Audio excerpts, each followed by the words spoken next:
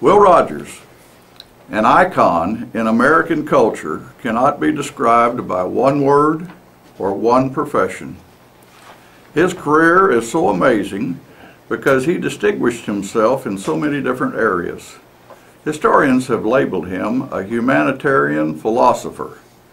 The common man knew him as a cowboy, a comedian, a movie star, a radio personality, Broadway actor, newspaper columnist, banquet speaker, and a lifelong promoter of air travel. Winston Churchill, another well-known worldwide personality, who, by the way, was born just 5 years earlier than Rogers, made this observation: diplomacy is the art of telling plain truths without giving offense. Let me read that again.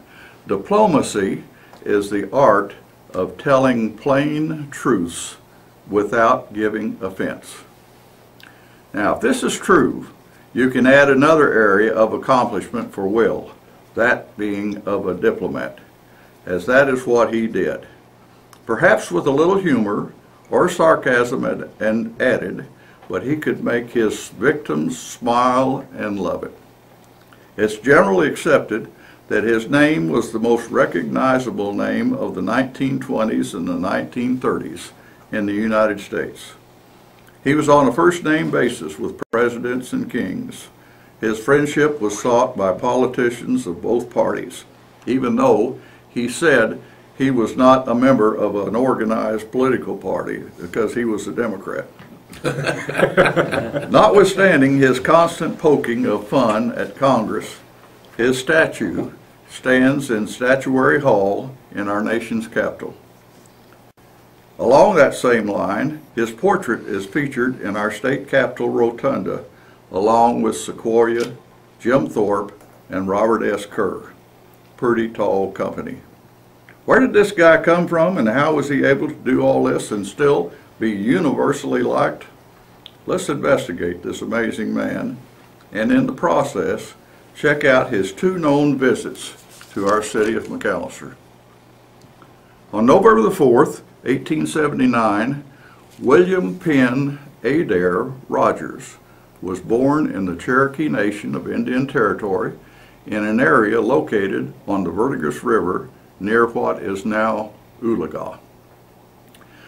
Before we proceed, let's take a look at his father.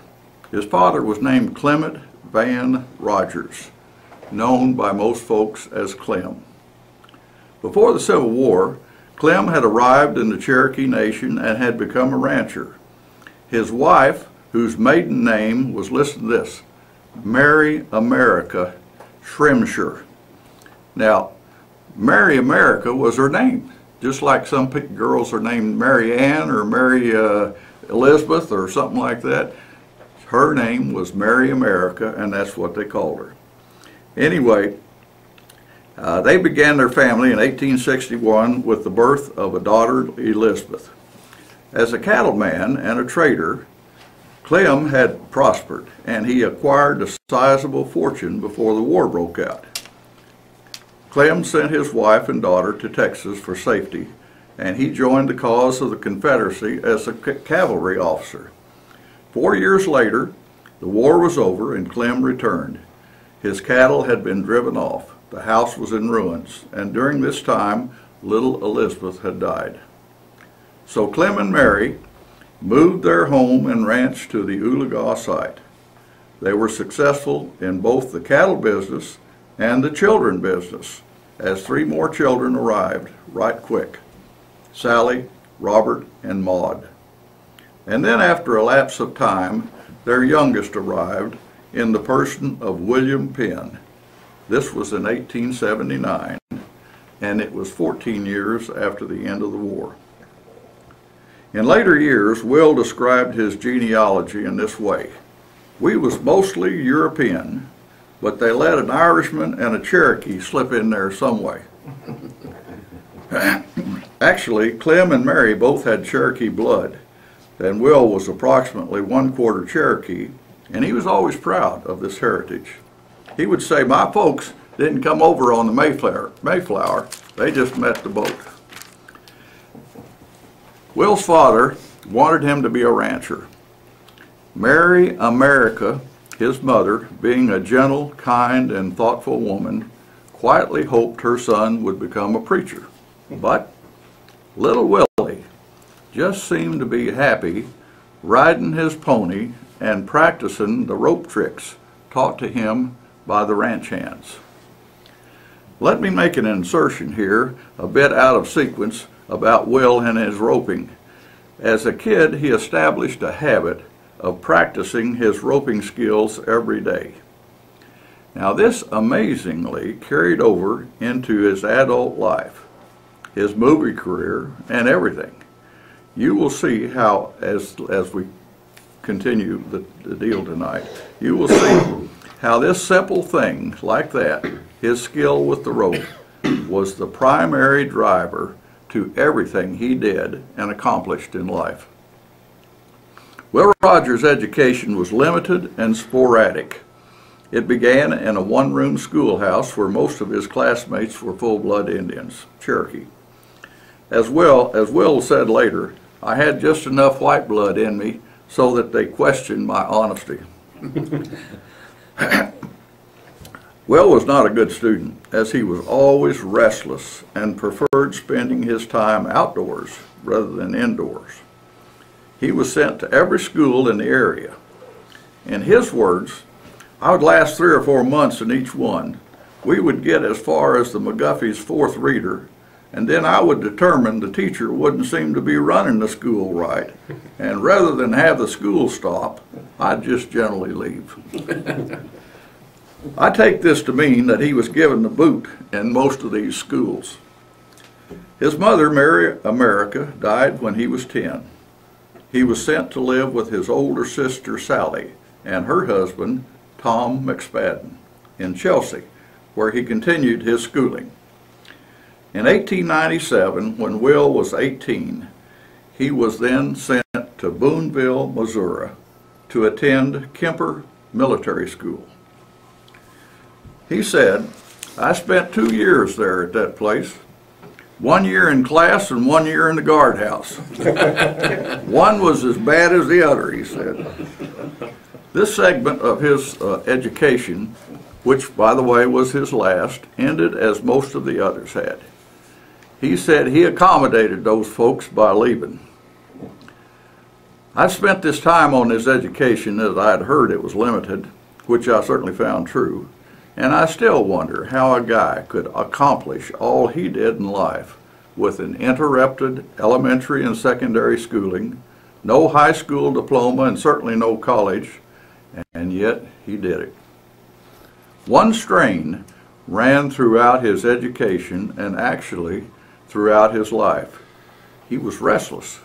He had to keep moving, always looking for something new. He could never sit still for any length of time. We will now move on to the rest of this amazing life. However, you can see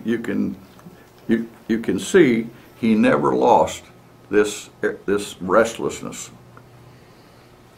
After leaving Kemper, as mentioned, which was his last educational gig, he said, his father gave him some cattle and a spread and tried to lure him into the ranching business. He stayed hitched for a while, but before long he found he preferred racing horses to punching cows. Also, he seemed to be addicted to roping and his rope tricks. Dances and parties were also pretty interesting for this 20-year-old. And stay-at-home ranching was losing its appeal. At age 21, Will met Betty Blake. She had traveled from her native Arkansas to visit her sister who lived in Oologah. Will fell in love and courted her. He courted her for the next 8 years. Most of this time was long distance. Immediate marriage was not a possibility because as he was just getting ready to begin his first around-the-world trip. His first destination was Argentina. He wanted to see and perhaps become a gaucho. The first stop was in England, and so that's where he went and then he got to Argentina. After arriving and staying a while in Argentina, he was running out of money. So in his words, he signed on to chaperone a load of cattle from Argentina to South Africa. Well, after arriving in Africa, he drove that herd of cattle to a point 150 miles inland where he ranched for a while. Then he saddle broke horses for the British Army. Then he signed on for a cattle drive to Johannesburg. Now, if anybody says Will Rogers was never a real cowboy, they should reread this part of his life. He probably poked more cows than Gene Autry and Hopalong Cassidy ever saw. While in Johannesburg, he met a man who changed his life forever, Texas Jack. Texas Jack gave him his first introduction to show business. And in Will's words, I was ruined for the rest of my life, at least as far as honest work was concerned. Anyway, his preoccupation and constant practice with the lariat first really began to pay off. His stage name was the Cherokee Kid, and he performed rope tricks and was paid the liberal price of $20 a week. This was in Texas Jack's show, which I skipped that here. I should double back and say Texas Jack was the owner and principal star of a Wild West show. Now, folks, this is South Africa. Can you believe that folks in South Africa were interested in the Wild West? Evidently they were. And so, in the process of being the Cherokee Kid, he learned a lot about showmanship from Texas Jack. From South Africa, Restless Will went to Australia and joined a circus, of course, continuing his roping. He was really good. Later in show business, he would do little simple rope tricks, but in the beginning, he would rope running cattle, 3 or 4 at a time, and all sorts such tricks as that. The circus finished its tour, the Australian circus finished its tour in New Zealand. Will had just enough money to book a third-class passage back to America. He reached San Francisco, and his words, plumb broke. He traveled the rest of the way back home by train. Freight train, that is. Riding the rails, maybe a better description. He had been gone 3 years, had circled the world, but he was not ready to settle down yet, and Betty would have to continue to wait. Because Colonel Zach Mulhall was forming a Wild West group to perform at the 1904 World's Fair in St. Louis. Because of Will's acclaim as a roper, he was asked to join. After the fair ended, the Colonel took the show to New York and Madison Square Garden. This show came to an end, and Will, now thoroughly bitten by the entertainment bug, tried his hand at vaudeville. New Yorkers were enthralled with anything to do with Wild West in those days, and amazingly, he was able to successfully transition from the rodeo arena to the stage, still roping. Occasionally, he would miss on a rope trick and start telling the audience what happened. Thereafter, he began to introduce and explain each trick he was preparing to do. And bam, he pushed the right button, the magic button. The audiences enjoyed his rope tricks, but his down-home, slow, Oklahoma Western drawl, along with his natural personality and old-style humor, the audiences loved it. He would say things like, "Swinging a rope is all right as long as your neck ain't in it." His acts began to change. Roping became secondary, and Will's talking became primary. From New York, his vaudeville fame took him on an extended tour of the European capitals. In London, he appeared before King Edward VII. He enjoyed Paris, but he loved Berlin. During all this time, he was still corresponding with Betty Blake. He would send her his clippings and reports. As far as I know, his love letters were never made public. Now, I wonder if he was as humorous in them as he later was in his newspaper writing. Wouldn't that be a gem to find something like that? Regardless, she waited for him, and when he returned, they were married on November the 25th, 1908. Now, and this is 8 years after they first met. The marriage proved to be ideal. Insiders have said that she not only was his wife and mother of their children, she was also his advisor, his critic, and in some ways, his mother. He needed someone to love, someone who gave him some stability, someone who was always there for him, but did not stand in his way or compete with him. Will said many times, the star performance of his life was the day he roped Betty. At this point in his life, age 29, Will Rogers' show business career was about to begin its leap into history. He already was a successful Wild West cowboy and roper, then a vaudeville performer, but these were small potatoes compared to what was in his future. This was his status now. This was the status when he took his Scottish Rite degrees here in McAlester, in our original temple, the red brick building. He was not world famous, but he was sure a notch above a local rodeo cowboy. So after his European tour and 6 months before his marriage, in April of 1908, Will came to McAlester to become a 32nd degree Mason. At the time, the red brick temple, as I said, was only a year old. His 1908 class was the class that donated the beautiful grandfather's clock, which still sits on the first landing of our south staircase. This clock is now 104 years old and still ticking, and its chimes, which sound every 15 minutes, add to the mystique of our majestic Masonic castle. I suspect that Will had a lot to do with this gift, so every time we hear the chimes of that clock out there, we can think about Will Rogers.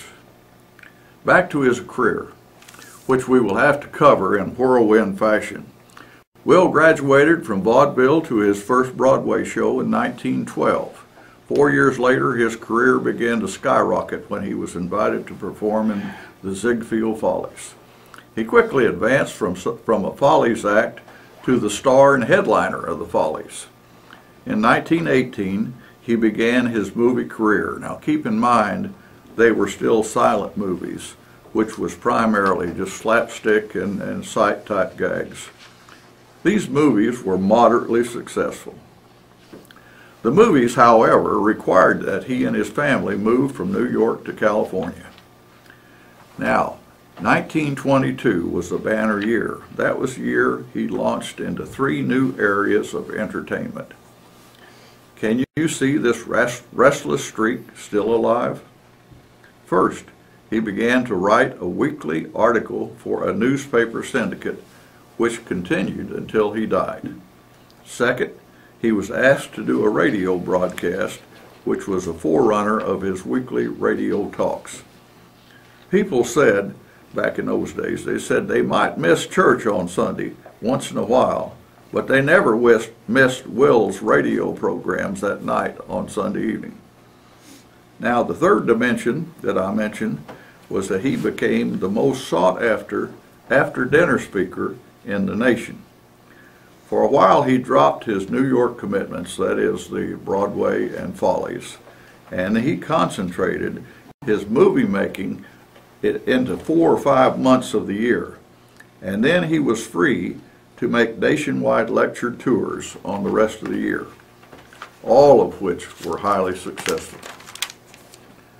Part of the tour was speaking to conventions of his, in his words, every trade group or association known to mankind. He insulted them all, just as he had done to politicians in Congress for years. For instance, He greeted the Bankers Association by referring to them as loan sharks and interest hounds. He called the advertising executives the Robin Hoods of America. Now that's spelled R-O-B-B-I-N-G. And then he went to some auto dealers convention. He worked and there he labeled them old-time horse trading crooks with white collars. These insults were always delivered with a twinkle in his eye and an infectious grin, and they all loved it. And it was rare when he ended his talk that he did not receive a standing ovation. Also during the 1920s, he wrote a series of articles for the Saturday Evening Post magazine. All of these activities would have completely exhausted the normal man, but Will thrived, as he only required 4 to 5 hours of sleep a night, and sometimes he'd slip in a 15-minute nap during the day. 1929 brought on another super notch in his entertainment belt. He made his first talkie movie. Just as when he added talk to his roping act in the vaudeville, his movies went from run-of-the-mill to #1 at the box office. He was working with the likes of Charlie Chaplin, Janet Gaynor, Joel McCrea, W.C. Fields, and of course, Shirley Temple. It seemed everything he touched turned to gold. It has been said that he was the only movie actor who didn't act. He just was himself. You can see why his favor was sought by all, particularly politicians who had to get reelected periodically. When Will spoke, people listened. They laughed, and afterwards they would think. It's easy to see why people in the media said that his name was the most recognizable name in the country during those years. The 1930s brought on the worst economic and weather catastrophe to hit this nation. You all certainly know about that because I've talked about it for a while.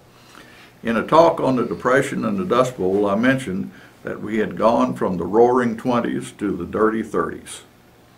Throughout Will Rogers' career, he was always alert to times when people were hurting. He would never turn down an opportunity to speak or perform at a benefit for needy people. When major disasters occurred, such as floods and earthquakes, he was there performing and turning all the proceeds back over to help the people. When the Depression hit, Will made a trip back home to Oklahoma, and he was shocked at the misery he saw. After appealing to his friend, Herbert Hoover, for governmental help and not receiving any, he set up a tour of Oklahoma, which later expanded into Arkansas and Texas. It was called the Will Rogers Drought Relief Tour. The purpose was twofold: to raise the morale of the people and to raise funds for people without food. He set up 21 performances in 7 days in our state in February of 1931. This was 3 or 4 shows a day. For instance, on February the 6th, Will had a morning show in Shawnee, midday in Ada, matinee performance in McAllister, and that evening he was in Muskogee. Of course, he flew from one stop to the next. Mr. Hoover had provided him a plane and a pilot. As a side note, Will was never a pilot himself. He said he never had time to learn. To my knowledge, this was Will Rogers' first visit to our city since 1908, when he took his Scottish Rite degrees. Since the Temple Auditorium was the largest facility available, the performance was held there. Now, it's unique that his first visit in 1908 was in the relatively new First Temple in McAllister. It was a year old when he took his degrees. It was built in 1907, dedicated 1907 April, and he was there in April of 1908. So it was basically still a new building. And then when he came back in 1931, he was in a brand new Temple, which is, of course, our current building. It had been completed and dedicated only 3 months previous. He paid our auditorium and stage many compliments with statements like, "I have set foot on many stages in my life, but this one here is at the top of the list." 700 people attended the McAllister performance. Many businesses bought tickets and then gave them out to customers. $1,800 was raised in ticket sales. Will said he had been given special judicial powers by the governor, and he then proceeded to fine various faults with the likes of J.B. McAllister, J.G. Peterball, Tom Hale, and other prominent citizens to the tune of $750, for a total receipt for McAllister of $2,550, all of which was turned over to a special pre-set up committee for distribution of food to the needy.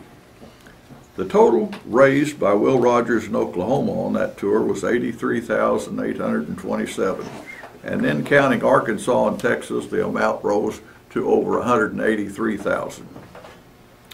Will's help to needy people was not limited to the United States, as he did charity performances around the world, particularly in Central and South America. Now, it would be great for us to say that his Masonic experience influenced this charitable area of his life. We honestly can't say that, because he did not refer to Masonry very often, if any, as a matter of fact. Will Rogers and his pilot friend Willie Post were killed in an aircraft accident in Point Barrow, Alaska, August the 15th, 1935. Will was 56 years old. The nation mourned as if a president had died. Oklahoma was his home, but the whole nation claimed this cowboy with the lariat rope. He had been a star in almost every area of entertainment for over 25 years, but during that time, never a word of a scandal, a divorce, a public temper tantrum, or anything like that we expect of our stars of today. The next 2 or 3 sentences are not mine. As you will note, they were pretty well written, so I figured you'd know that off, but I might mention that. The author of one of my research books, his name was Brian Sterling. He wrote these things, and listen to what he said. Will Rogers used the power of humor to achieve what direct criticism could never have done. He uncovered flaws in our society, even some sacred cows, and he would throw velvet-tipped harpoons unerringly, hitting his mark, making his point, yet never leaving a scar. He always made people laugh, and he made them think. For the last 10 years of his life, Betty recognized that her husband belonged to the nation. So she got out of the way. She shared him with his other love, the United States of America. And this is my version of the life of Will Rogers.